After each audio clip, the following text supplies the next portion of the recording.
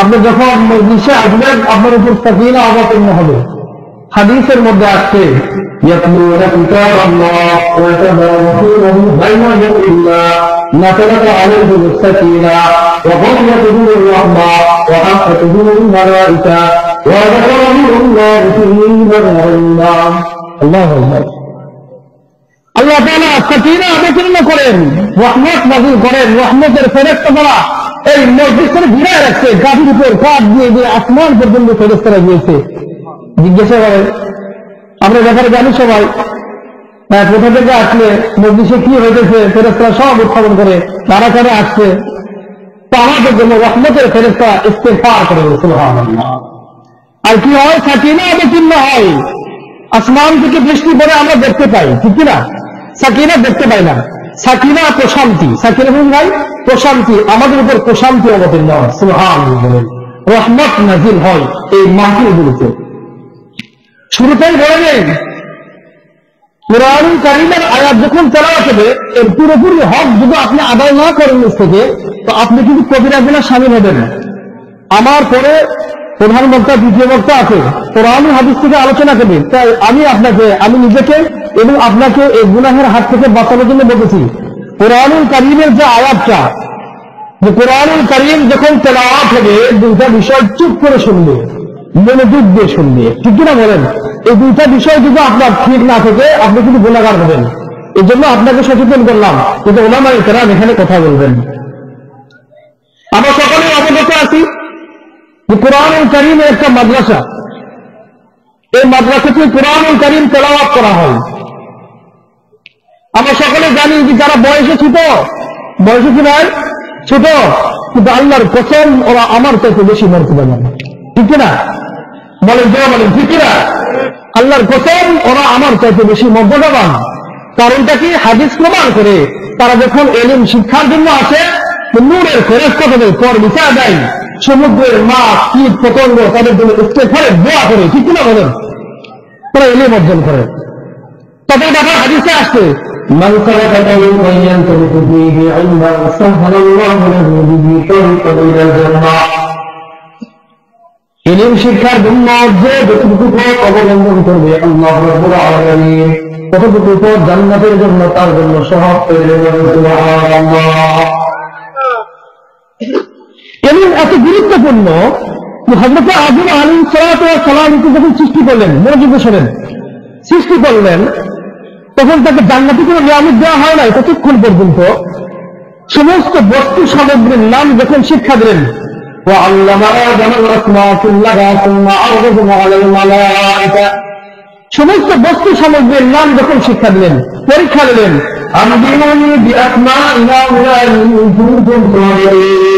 বস্তু সামগ্রীর নামের পরীক্ষা দিলেন, আদম আলাইহিস সালাম কৃতকার্য হলেন, তখন আল্লাহ তাআলা তার সম্মান বাড়ায় দিলেন। সুবহানাল্লাহ। এর আগে তিনি দেয় নাই, এর আগে ফেরেশতাকে বলে নাই তাকে সিজদা করো, জান্নাতের নিয়ামত খাও, বিবাহ দেওয়া ইত্যাদি যত নিয়ামত দিয়েছে আদম আলাইহিস সালামকে দেয় নাই। এলেন শিক্ষার করার পরে তারপরে যে তাকে আল্লাহ তাআলা জান্নাতের নিয়ামত দিয়েছে, ফেরেশতাদেরকে বলেছে ওয়াইদ কুল্লার মালাইকাতু ইসজুদু লিআদম ফাসজুদু ইল্লা ইবলিস, সকলকে সিজদা করতে বলেছে, ইবলিস সিজদা করে নাই, ঠিক কিনা বলেন? আমি আপনাকে বোঝানোর চেষ্টা করেছিলাম যে বাচ্চাটা ছোট হোক, ইলম শিক্ষার কারণে ও আমার কাছে দাবি, ঠিক কিনা বলেন? এই জন্য তাকে সম্মান দেওয়া লাগবে, তার মাথায় হাত বুলে দোয়া করতে হবে, ঠিক কিনা? তলাবাদের দোয়া দিতে হবে। ছোট তলাবা যারা আছে মাদ্রাসা ছাত্র, তাদের দোয়া আল্লাহ তাআলার কাছে কবুল হয়, এই জন্য দোয়া দিতে হবে, ঠিক কিনা বলেন? তো আদম আলাইহিস সালামকে নিয়ামত দেওয়া হয় নাই যতক্ষণ না ইলম শিক্ষা দিয়েছেন। ইলম শিক্ষা হয়ে গেছে, সম্মান বেড়ে গেছে। আমাদের সমাজে এটা তাই নাকি নয়?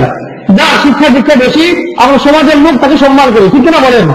আলেমকে সম্মান করি, তাই না ভাই? এটা সহজেই তো বোঝা আসছে। তো আপনার আমার বাচ্চা যখন কোরআনওয়ালা হবে তো সম্মান ইজ্জত আল্লাহ তাআলা বাড়ায় দিবেন, ঠিক কিনা ভাই বলেন? কোরআনুল কারীম এমন এক বস্তু, এমন এক কিতাব, অন্ধকার থেকে মানুষকে আলোর পথ দেখান, ঠিক কিনা বলেন? পদমর্যাদাহীন ব্যক্তিকে সমাজের উন্নত শিখরে পৌঁছানোর একমাত্র গ্রন্থ হল আল কোরআনুল কারীম, ঠিক কিনা বলেন? গ্রামের ভ্যান চালক সন্তানকে কষ্ট করে হাফেজ বানাইছে, গ্রামের মধ্যে অনেক মাস্টার ডিগ্রি পড়া ছাত্র আছে, সম্ভ্রান্ত পরিবারের ছেলে আছে, কিন্তু একজন ভ্যান চালক কষ্ট করে তার সন্তানকে হাফেজ বানাইছে, পুরা গ্রামবাসী এই সন্তান তারে মহাব্বত করে। ঠিক কিনা বলেন? কি কারণে ভাই? কোরআন কারীমের কারণে। এটি হেদায়েতের জন্য যথেষ্ট। হুদাল লিন-নাস ওয়া বায়্যিনাতিন মিনাল হুদা ওয়াল ফুরকান। আপনারা সকলে জানেন যে কোরআন শব্দের অর্থ পঠিত, মাকরুনুন সংযুক্ত, মিলিত। অর্থাৎ একটি আয়াত আরেকটি আয়াতের সাথে মিলিত, একটি শব্দ আরেকটি শব্দের সাথে সংযুক্ত। এই জন্য কোরআনুল কারীমকে সংযুক্ত বলা হয়। যেমন এরকম ভাবে বলা যায় কিতাবুন, মানুষ এরপরে বলা যায় মাকতুবুন, পঠিত। এভাবে কোরআনুল কারীম আল্লাহ তাআলা সুন্নাহ নাযিল করছেন।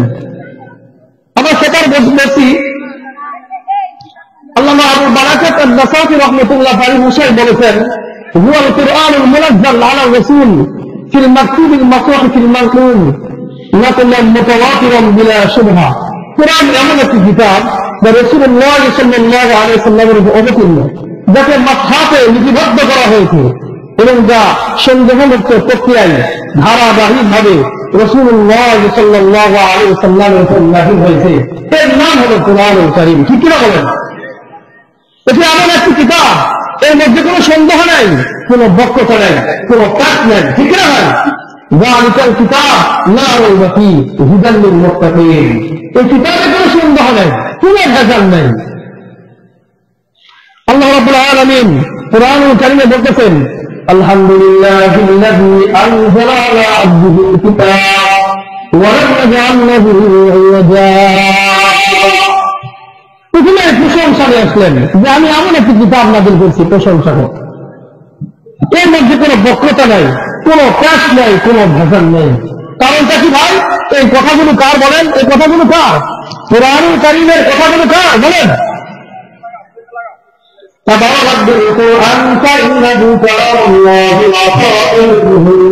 কোরআনুল কারীমের ভাব ভাষা, আলোচ্য বিষয়বস্তু সবকিছু আমার আল্লাহ তাআলার কথা, সবকিছু আমার আল্লাহ তাআলার কথা।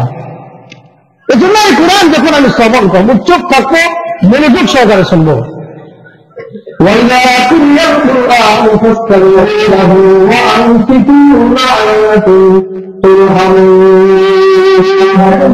আপনি যখন চুপ থাকবেন, মনোযোগ যখন ঠিক থাকবে, আপনার উপর রহমত বর্ষণ হতে থাকবে। ঠিক কিনা হয় বলেন? কোরআন হাদিসের ইলম যখন আপনি শুনি, আমার নিয়ত থাকতে হবে আমি যেন এখান থেকে কিছু জ্ঞান অর্জন করি, তা আমার জীবনে বাস্তবায়ন করতে পারি। ঠিক কিনা বলেন ভাই? এজন্য আমার অন্তরের পাত্রটা সোজা রাখতে হবে। কি ভাই? অন্তরের পাত্র কি রাখতে হবে? সোজা রাখতে হবে। মুষলধারে বৃষ্টি হইতেছে, পাত্র ভরে আপনার পানি প্রয়োজন। একটা পাতিল নিচ্ছেন, বাংলা ভাষায় পাতিল নিচ্ছেন, পাতিলটা যদি উল্টো করে রাখেন কখনোই সম্ভব নয় পাতিলের ভিতরে পানি প্রবেশ করা। ঠিক কিনা বলেন? পাতিলের মুখটা যখন সোজা করে রাখবে, কোথায় কোথায় বিন্দু বিন্দু জল হইতে হতে পাতিলটা পানি দ্বারা ভরপুর হয়ে যাবে। ঠিক কিনা বলেন? তেমনই আপনারা যারা গুটিকয় বান্দারা মাহফিলে বসতেন, অন্তরের পাত্র যদি সোজা না রাখেন, মাহফিল থেকে কোনো জ্ঞান আপনি অর্জন করতে পারবেন না। এই জন্য সময় নষ্ট করে আসতেন, কষ্ট করে আসতেন, টাকা পয়সা খরচা করে আসতেন। যে দু একটা কথা হবে, কল্যাণময় কথাগুলো আপনি আপনার বাস্তব জীবনে বাস্তবায়ন করার চেষ্টা করবেন। ভাবেন না ভাই?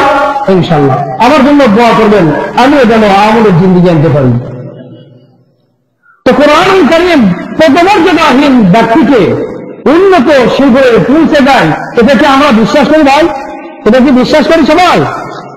একটু হওয়া বলে বিশ্বাস করি?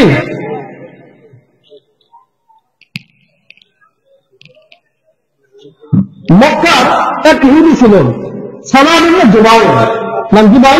সালাম ইবনে জুবাইর। তিনি শাম দেশে ব্যবসার উদ্দেশ্যে গেছেন।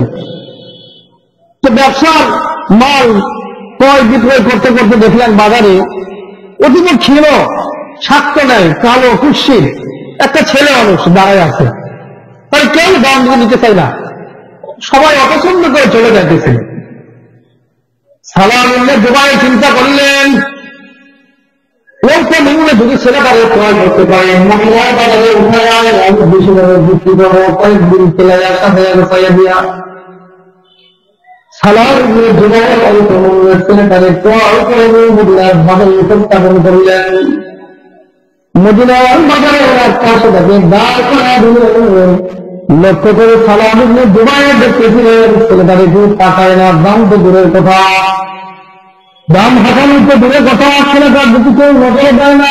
এত খুশি আর এত অক্ষীণ জীর্ণশীর্ণ ছেলেটা কেউ তাদের দেখে না। ছেলেটারে বলতেছে যতক্ষণ পর্যন্ত খরিদ্দার তুলে না নিয়ে যাবে ততক্ষণ পর্যন্ত এইখানে দাঁড়িয়ে থাকবি, এক কদম করতে পারবি না। মনিবের এরকম ছেলেটা আদর্শবান ছিল, চারিত্রিক ভালো ছিল। ছেলেটা 3 দিন ধরে ওই জায়গায় ওনাভাবে দাঁড়িয়েছিল। মদিনার এক যুবতী সুন্দর, নাম তার সাবিতা। ছেলেটার দেখে দয়া হলো, মায়া হলো। ছেলেটার কাছে গিয়ে জিজ্ঞাসা করল, তোমার এখানে দাঁড় করাইছে বলে? আমার মুনিব সালাম ইবনে জুবায়ের। দয়া হলো, মায়া হলো, মেয়েটা তাকে ক্রয় করে নিয়ে নিলেন, বেশি দামে ক্রয় করে নিয়ে নিলেন। বাড়িতে গিয়ে ছেলেকে, নিজের ছেলেকে যেমন লালন পালন করে তেমন মতো ছেলেটারে আদর যত্ন দিয়ে লালন পালন করতেছিলেন। তরুণী মেয়ে একসময় তার বিবাহের প্রস্তাব আসলো। উসমান রাদিয়াল্লাহু তাআলা আনহু ব্যবসার জন্য আসতেন মদিনায়। অলিতে গলিতে তার নাম বসতে গেছে। আবার মদিনায় একজন মেয়ে আছে সাবিতা, অত্যন্ত দয়াবান, মানুষের প্রতি খুব ভালো ব্যবহার করে, নম্র বিনয়ী, অত্যন্ত দয়াবান সাবিতা। নাম দেশের কথা শুনে উসমান গনি রাদিয়াল্লাহু তাআলা আনহুর বন্ধু তার বিবাহের প্রস্তাব পাঠায় দিলেন। বিবাহের প্রস্তাবে রাজি হলেন।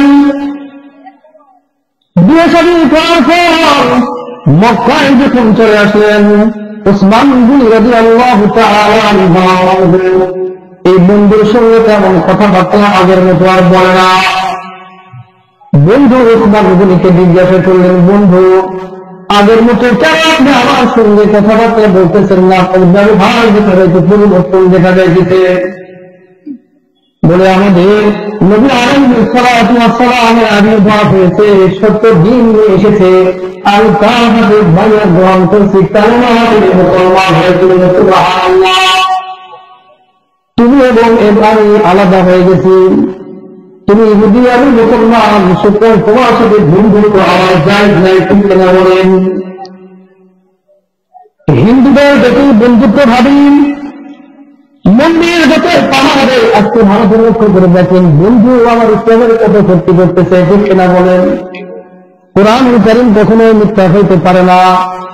কোরআনুল কারীমের আয়াতের মধ্যে আল্লাহ তাআলা বলেন, ইহুদিরা কখনোই তোমার বন্ধু হবে না। আছে না? নাই ভাই, ওরা আমাদের বন্ধু কখনোই হতে পারে না। যতটুকু শরীয়ত তাদেরকে সম্মান দিতে গেলে ততটুকু দিতে হবে, এর বেশি দেওয়া যাবে না, ঠিক কিনা বলেন? বন্ধু এবার উসমান গনি রাদিয়াল্লাহু তাআলা আনহুর সঙ্গে নবীজির দরবারে হাজির হলেন। যে দেখেন নবী আলাইহিস সালাতু ওয়াস সালাম জবান থেকে মধুর বাণী কোরআনুল কারীমের তেলাওয়াত হচ্ছিল। কোরআনুল কারীমের আওয়াজ শুনে আমার বন্ধু এবার মুগ্ধ হয়ে গেলেন। শুধু তাই নয়, উকাদের মেলা যখন হয়তো, উকাদের মেলা থেকে মানুষজন যখন বাড়িতে বক্তব্য করত, উকাদের মেলা থেকে মানুষজন যখন বাড়িতে যাইত, নবী আলাইহিস সালাম রাস্তায় বসে কোরআন তেলাওয়াত করতে দলে দলে নবী আলাইহিস সালামের পবিত্র কদম মুবারকে গিয়ে বসলেন আর ইসলাম গ্রহণ করতে বলেন। সুবহানাল্লাহ। কোরআনুল কারীমের কারণে আপনার গ্রামে গজা বসে না, একমাত্র কারণ তালাশ করে দেখেন আপনার গ্রামে কোনো কোরআন পণ্যওয়ালা আছে, এজন্য গজা বসে না। আপনার এলাকায় গজা বসে না, দেখবেন আপনার এলাকায় মাদ্রাসা আছে, কোরআন তেলাওয়াত হয়, এলাকার কোনো দোয়া করে, এজন্য এলাকায় গজা বসে না। এটা বড়দের কথা, আমার কথা বলা। কোরআনুল কারীমের কারণে এমন এক সময় ছিল, এখন তো আমার সকালবেলা কোরআন পড়ার ঘুম ধরে 7-8টার দিকে, ঠিক কিনা বলেন? দাদিদেরকে দেখছিলাম ফজরের নামাজের পরে কোরআন তেলাওয়াত করতেন, ইশরাক না পড়া পর্যন্ত সারি সারি করে তাদের হাত দিত। বলেন, এক সময় ছিল মদিনায়, এমন এক সময় ছিল তাহাজ্জুদের সময় কেউ যদি ওই গলিতে হাত দেন, মৌমাছির মধুর চাকের মধ্যে গুনগুন আওয়াজ কোরআন তেলাওয়াত কারণ তারা তাহাজ্জুদের সময় কোরআন কারীমের আওয়াজ দিয়ে থাকে। আজকে আমার ঘরে কতটুকু কোরআন তেলাওয়াত হয় চিন্তা করে দেখেন। আপনার সন্তান তারা তো বিসিএস বানাইছেন, মাস্টার ডিগ্রি পাস করাইছেন। আমি যদি এই উপস্থিত এই ভাইদেরকে যদি আমি প্রশ্ন করি, মাস্টার ডিগ্রি পাস করাইছেন, 2 রাকাত নামাজ পড়তে যে এলিম দরকার, শিক্ষা দরকার, আপনার সন্তান কোরআনুল কারীম ও ফিকহের মাসলা অনুযায়ী 2 রাকাত নামাজ সহি শুদ্ধ করবে, এতটুকু এলিম কারবে শিক্ষা দিচ্ছেন কিনা?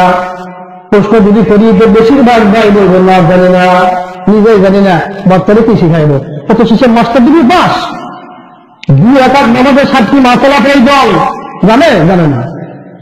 আর নুরানি 2 বছর করছে, এই 7টি মাসালা বলে দিবে। সুবহানাল্লাহ বলে নুরানি মাদ্রাসাতে 2 বছর করতেছে, এই 7টি মাসালা হওয়ার হামেশাই বলে দিবে। এই সন্তান যখন জাহান্নামে যাইবে, সন্তানকে যখন জাহান্নামে ফায়সালা হবে, সন্তান দ্বারা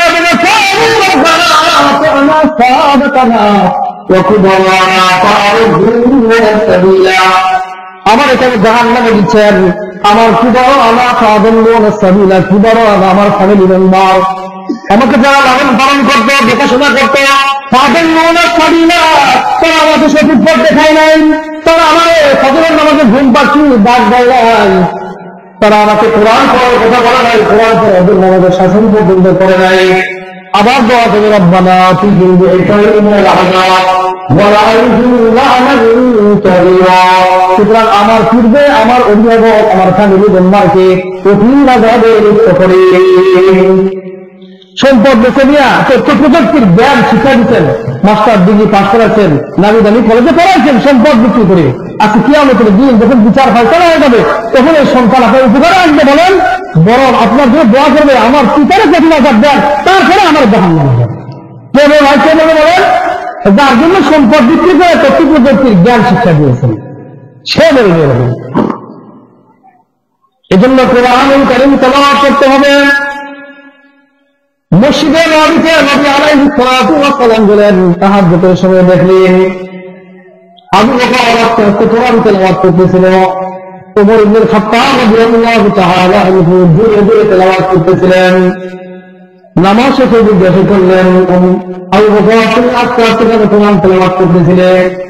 আবু বকর এক কথায় উত্তর দিয়ে দেয়, হৃদয়ের কথা তো আল্লাহ তাআলা জানেন। সুবহানাল্লাহ বলেন। ওমর রাদিয়াল্লাহু তাআলা আনহুকে প্রশ্ন করা হলো, তুমি জোরে জোরে কোরআন তেলাওয়াত করতেছিলে? বলে, ঘুমন্ত ব্যক্তিকে জাগ্রত করার জন্য আমি জোরে জোরে কোরআন তেলাওয়াত করতেছিলাম, তাতে তারা নামাজের জন্য প্রস্তুতি গ্রহণ করে। ঠিক না ভাই? আর যে আয়াতে কারীম তেলাওয়াত করছি, ইন্নাল্লাযীনা ইয়াতলুনা কিতাবাল্লাহ, যারা কোরআনুল কারীম কিতাব তেলাওয়াত করবে, ওয়া কামুস সালাত নামাজ কায়েম করবে, ওয়া আনফাকু মিম্মা রাযাকনাহুম সিররান ওয়া আলানিয়াতান ইয়ারজুনা তিজারাতান লান তাবুর। আর আল্লাহ রাব্বুল আলামিন যে সম্পদ দিয়েছে তা প্রকাশ্যে এবং গোপনে আল্লাহ রাস্তায় খরচ করবে, এরা এমন এক ব্যবসার আশা করে যে ব্যবসার কোনো লোকসান হয় না। ঠিক কিনা বলেন? কয়েকটা বিষয় কিন্তু এই আয়াতের মধ্যে আছে। সাহাবী কোরআন তেলাওয়াত করতেছিলেন, সাহাবীর মন চাইতেছিল একটু জোরে জোরে কোরআন তেলাওয়াত করি, লক্ষ্য করে দেখে বাচ্চা ঘুরে আছে, পাশে ঘোড়া বাঁধা আছে, একটু জোরে আওয়াজ দিতে গোড়া লাফালাফি করে। সাহাবীর মন চাইতেছিল মনটা খুলে জোরে জোরে কোরআন তেলাওয়াত করি। কোরআন তেলাওয়াত করা শেষে যখন দোয়া করতেছিলেন, আল্লাহর কাছে দোয়া করতেছেন হাত উঠায়া, আসমানে লক্ষ্য করে দেখে তার একটা সাদৃশ্যের মতো আলোক বর্তিকা কি যেন দুনিয়ার জমিনে আসতেছিল। সুবহানাল্লাহ। ফজরের নামাজের পর নবী আলাইহিস সালাতু ওয়াস সালামকে বলেন, ওগো আল্লাহর হাবিব, আমি জোরে জোরে কোরআন তেলাওয়াত করার ইচ্ছা পোষণ করছিলাম, বাচ্চারা ঘুম ওঠা যাওয়ার কারণে আর পাশে ঘোড়া লাফালাফি করতেছিল বাচ্চার ক্ষতি হবে, এই ভয়ে আমি আস্তে আস্তে কোরআন তেলাওয়াত করছিলাম। তো আসমানের দিকে তাকায় যখন দোয়া করতেছিলাম, দেখলাম তাহলে সাদৃশ্যপূর্ণ কি যেন একটা আলোক দিকে দুনিয়ার জন্য আসতেছিল। নবীজি বলেন, ওইটা আর কিছু নয়, ওটা আল্লাহ তাআলার ফেরেশতা আসলে আসছে, জোরে জোরে কোরআন তেলাওয়াত করছে, তেলাওয়াত অধ্যাবসান করতে থাকে, ফলন করতে থাকি। আজকের মদিনা বছরে দেখতে পাচ্ছ আল্লাহ তাআলার ফেরেশতাদেরকে বলেন সুবহানাল্লাহ। একটা জীবনে চলে আসছে কোরআন তেলাওয়াত শোনার কারণে। সাহাবীরা কোরআন শুনছে, ওয়াইদা সামিউ মা উনজিলা ইলা রাসূল তারা ইন্নাহুম তাফীদু মিনাদ দাম'i মিম্মা ইয়াকুল। সাহাবীরা কোরআন খবর যখন করতেন, কোরআন কারীমের তেলাওয়াত যখন শুনতেন, তাদের চোখ দিয়ে পানি বের হয়ে আসতো, অশ্রু প্রবাহিত হতো, কান্না করতো, কোরআন নিয়ে চিন্তা ফিকির করতো। আজকে তো আমার মধ্যে কোনো চিন্তা ফিকির নেই, আছে ভাই? আমার মধ্যে এমন ভয় নাই, বরং কোরআন কারীম তেলাওয়াত হয় ও হক পর্যন্ত আমি আপনি আদায় করি না। এই জন্য চিন্তা ফিকির করা।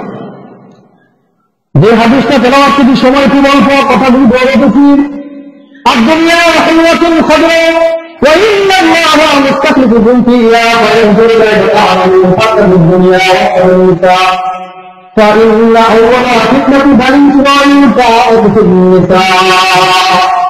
মিশকাতের হাদিসের মধ্যে আসছে দুনিয়া খুব মিষ্টি, দুনিয়া খুব সুস্বাদু। এরপরে হাদিসের শেষাংশে বলতেছে তবে দুনিয়ার ভিতরে দুটি বস্তু আছে, এই দুটি বস্তু থেকে নেতার উপরে হল দুনিয়া, সম্পদ।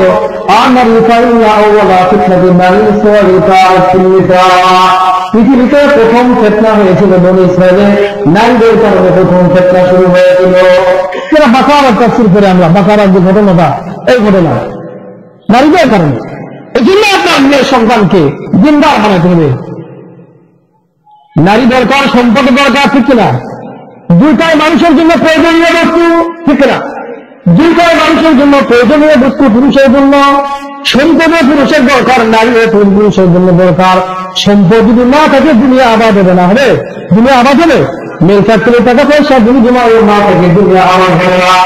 আবার মেয়ের উপর দরকার, স্ত্রীর প্রয়োজন আছে কিনা বলেন? স্ত্রী যদি না থাকে মানব প্রজনন বন্ধ হয়ে যাবে, বাচ্চা কাচ্চা হবে না, মানব প্রজন্ম বন্ধ হয়ে যাবে। বিবাহ দরকার, দুইটাই দরকার। এই দুইটা পুরুষের জন্ম জন্মে উত্তম নিয়ামত, প্রয়োজনীয় বস্তু। আবার এই দুইটাই পুরুষের জন্য বড় ফিতনা, ঠিক না? এই দুইটা কি ফিতনা, প্রয়োজনীয় বস্তু এবং ফিতনা, দুইটাই।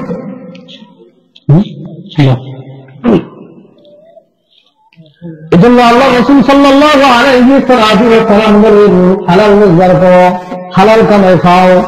রাসূলুল্লাহ সাল্লাল্লাহু আলাইহি ওয়াসাল্লাম 1400 বছর আগে ভবিষ্যৎবাণী বলে দিয়েছেন, জামান লা ইয়ানফাউ ফীহি ইল্লা দিনার ওয়া দিরহাম। এমন এক জামান আসবে, এমন এক যুগ আসবে যে জামানায় সব কিছুর ব্যাপারে টাকা পয়সা প্রয়োজন হয়ে যাবে, ঠিক না ভাই? বলেন, ওয়াজ মাহফিলে টাকা লাগছে না, মসজিদ দিনভাবে টাকা লাগা নাই, এই জামানা আছে কিনা, ঠিক না? কিন্তু এই মানুষগুলো রোজগার করতে যে মানুষগুলোর ধৈর্য কম হবে, এই মানুষগুলো হারাম পন্থা অবলম্বন করবে। এইটাও পবিত্র রাসূলুল্লাহ সাল্লাল্লাহু আলাইহি ওয়াসাল্লাম হাদিসের মধ্যে 1400 বছর আগে বলছেন, জামানুল্লাহ বিবাদুল্লাহ বিমা আকাদাল্লাহ আমিনাল হালাল আমিনাল হারাম। এমন এক জামানা আসবে, এমন এক যুগ আসবে যে মানুষগুলো রোজগার করতে গিয়ে, উপার্জন করতে গিয়ে হালাল হারাম আর বাদ বিচার করবে না, ঠিক না? বলেন, আমার হাদিসের এবারটা মনে নাই। আমি একটা হাদিস পড়ছিলাম যে এমন এক যুগ আসবে যে জামানায় ঘরে ঘরে মানুষের সুদের ধোয়া হলো, ঘরে ঘরে সুদের ধোয়া হলো তসবিহ। কিন্তু যদি আপনি আল্লাহ তাআলাকে ভয় করে হালাল উপার্জন করেন, খুবই গুরুত্বপূর্ণ।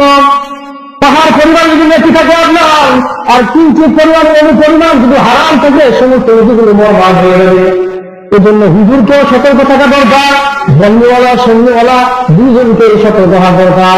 আমার মধ্যে যেন হারাম প্রবেশ না করে আপনার দোয়া করবেন, আমিও দোয়া করি আপনাদের ভিতরে যেন হারাম প্রবেশ না করে, ঠিক না বলেন? এজন্য আল্লাহ রাসূল দোয়া শিখিয়ে দিয়েছেন, আল্লাহুম্মা ইন্না নাসআলুকা ইলমান নাফিআ, আল্লাহুম্মা ইন্না নাসআলুকা ইলমান নাফিআ। আল্লাহ উপকারী জ্ঞান আমাকে দান করেন, ওয়া রিজকান তাইয়্যিবা, পবিত্র বস্তু ভক্ষণ করার তৌফিক দান করেন, ওয়া আমালান মুতাকাব্বালা, পবিত্র আমল আমার থেকে আপনি করাবেন। সুবহানাল্লাহ। এই দোয়া করবেন। আর যদি না পড়েন বাংলাতে করবেন, আল্লাহ আমার উপকারী জ্ঞান আমাকে দান করেন, পবিত্র বস্তু ভক্ষণ করার তৌফিক দান করেন, আর কবির যোগ্য আমল আমার থেকে আপনি করায়েন। পারবেন না দোয়াটা করতে? এই দোয়াটা আপনারা বেশি বেশি করবেন। হাদিসের মধ্যে আসছে, الدنيا حلال استئفافا عن مطلة وسعيا على أهله تعطفا على جاره لقي الله تعالى يوم القيامة ليلة البيت। যে ব্যক্তি হালাল উপার্জন করবে, যদি নিয়ত ঠিক থাকে, নিয়ত যদি ঠিক থাকে আর হালাল পন্থা যদি উপার্জন করে, হারাল হালাল কোনটা উপার্জন করতে গিয়ে আবার লক্ষ্য বস্তু কয়টা আছে তাকে লক্ষ্য রাখতে হবে। আমি যে উপার্জন করতেছি কারো কাছে যেন হাত পাততে না হয়, ভিক্ষা ভিত্তি যেন আমাকে না করতে হয়, যে রোজগার করিয়ে যেন আমার ফ্যামিলি চলে, 1 নম্বর। 2 নম্বর হলো আমি যে রোজগার করতেছি আমার অসহায় বন্ধু বান্ধব আত্মীয় স্বজন আছে, আমি যেন আমার রোজগার থেকে সহযোগিতা করতে পারি। 3 নম্বর, আমার যে রোজগার করতেছি আল্লাহ রাস্তায়, মাদ্রাসা মসজিদ আল্লাহ রাস্তায় যেন আমি এই রোজগার থেকে কিছু খরচ করতে পারি। আল্লাহর কসম করে বলে হাদিসের মধ্যে আসছে, ওলামায়ে কেরাম ব্যাখ্যা করেছেন এই 3টা নিয়ম যদি না থাকে, যত সে হালাল পথে উপার্জন করুক না কেন আল্লাহ তাআলার সন্তুষ্টি অর্জন করতে পারে না। মন্দ শোনেন, এটা হয়তো শোনেন না কোনোদিন। আপনি হালাল পন্থা উপার্জন করতেছেন কিন্তু আপনার নিয়ত শুধু দুনিয়ার উন্নতি করে পৌঁছা, এই একটা নিয়ত। আপনি অসহায় মিসকিন, অসহায় আপনার আত্মীয় স্বজন বন্ধু সহযোগিতার নিয়ত নেই, মাদ্রাসা মসজিদ এগুলো সহযোগিতার নিয়ত নেই আপনার, ঠিক না? এই নিয়তগুলো যদি না থাকে হালাল পন্থায় উপার্জন করার পরে ও আল্লাহ তাআলার সন্তুষ্টি অর্জন করতে পারবে না। এটা কি বোঝাতে হয়? এই জন্য হালাল পন্থায় উপার্জন করতে হবে, ভালো ভালো কাজ করতে হবে, নয়তো আপনি শেষ হয়ে যাবেন। من عمل صالحا من ذكر أو أنثى وهو مؤمن فلنحيينه حياة طيبة ولنجزينهم أجرهم بأحسن ما كانوا يعملون। ঈমান আনার পরে যে ব্যক্তি সৎ কাজ করবে, নেকির কাজ করবে, মিন যাকারিন সে পুরুষ হোক, আও উনসা অথবা নারী হোক, হায়াতান তাইয়্যিবা তার দুনিয়ার জিন্দেগি তাইয়্যিবা বানায় দিবেন, পবিত্র বানায় দিবেন। বলেন, যে ব্যক্তি ঈমান আনার পরে নেক আমল করলো তার দুনিয়ার জিন্দেগি আল্লাহ তাআলা পবিত্র বানায় দিবেন, তার কোনো টেনশন আছে? আখিরাত নিয়ে টেনশন আছে? নাই। ও দুনিয়ার জিন্দেগি পবিত্র বানায় দিয়েছে, বারজাখ যখন যাবে আল্লাহ তাআলা হিসাব সহজ করবে, ঠিক না? এর জন্য আমার দুনিয়ার জিন্দেগিটা ভালো করতে হবে।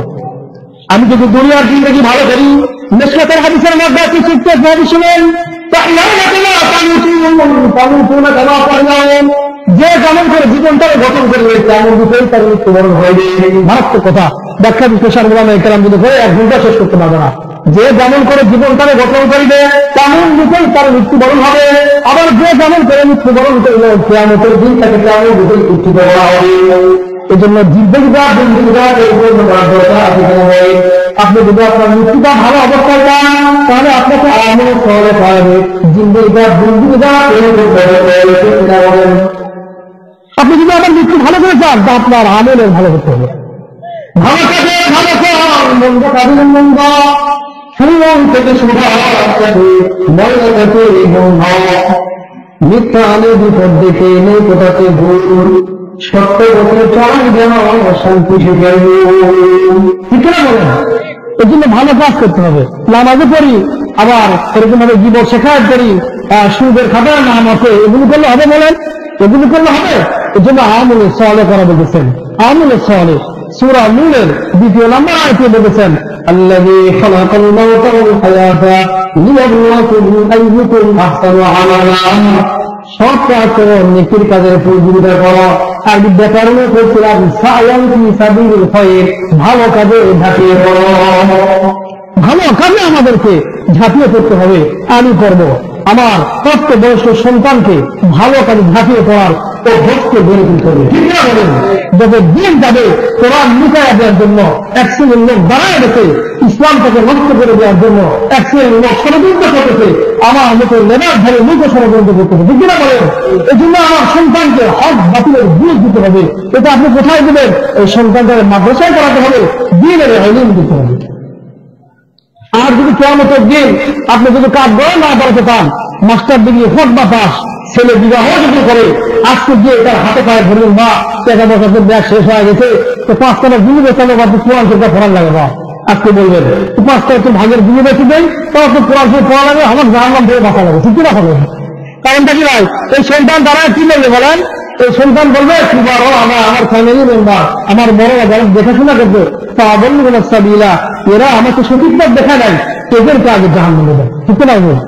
এই জন্য হোক সে বড়, কিন্তু তার পায়ে ধরে হলো যেভাবেই হোক কোরআনুল কারীম এবং চলতে ফিরতে গেলে যে এলিমগুলো দরকার। আপনি সন্তানকে বিবাহ দিয়েছেন, সুন্নাহ অনুযায়ী সে যদি স্ত্রী সহবাস না করতে পারে গুনাহ হবে কিনা বলেন? এর গর্ভের সন্তানটা কি হবে বলেন? সুন্নাহ অনুযায়ী, কোরআন সুন্নাহ অনুযায়ী সে স্ত্রী সহবাস জানে না, ফরজ গোসল জানে না, এর কি অবস্থা হবে চিন্তা করেন আপনি। এতটুকু পিতা হিসাবে আপনাকে এই জ্ঞানগুলো শিক্ষা দেওয়ার চেষ্টা করতে হবে।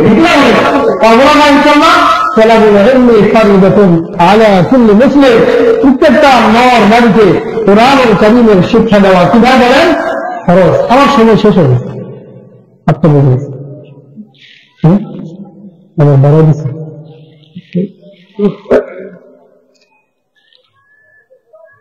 এই জন্য কোরআন ও কারীমের তেলাওয়াত করতে হবে বেশি বেশি। সত্য কথা, যে ব্যক্তি কোরআনের তেলাওয়াত অধ্যবসায় বেশি বেশি তেলাওয়াত করে গায়ে দিয়ে আল্লাহ তাআলা দান করেন, সুবহানাল্লাহ। তার রিজিকের অভাব আল্লাহ তাআলা মিটায় দেয়, দুনিয়াবি পেরেশান দূর করে দেয়। কোরআন ও কারীম যদি আমি আপনি বেশি বেশি তেলাওয়াত করি। আজকে ঘরগুলোতে কোরআন হারা তেলাওয়াত নাই, লক্ষ্য করলে দেখা যায় ঘরে তেলাওয়াত নাই। একমাত্র মাদ্রাসাগুলোতে ঠিক মদিনার অলিতে গলিতে যেমন 3-4টা তাহাজ্জুদের সময় গুনলে মৌমাছির মধুর চাকের মধ্যে গুনগুনের আওয়াজ, কোরআন কারীমের আওয়াজ আসতো। আজকে 3-4টার দিকে উঠলে আপনি মাদ্রাসার ছাত্র ছাড়া দূর হয়ে গেলে তাহলে থাকলেন না, 4টার দিকে কোরআন তেলাওয়াত করতেছে, ঠিক না? এই জন্য মাদ্রাসাদের সুদৃষ্টি সুনজর রাখা আমাদের দরকার। কোরআন কারীম এমন আকর্ষণ তুলবে, পদে মর্যাদাহীন ব্যক্তিকে পদের উন্নত শিখে তুলতে দেয়, মনে আছে কিনা? ওই যে সাদিকা সুন্দর তরুণী বাচ্চাদের নিয়ে গেল, লালন পালন করতেছিল, বিবাহ হয়ে গেল। তার স্বামী ওসমান গনির বন্ধু ছিলেন, বন্ধুরা কথাবার্তা বলে না।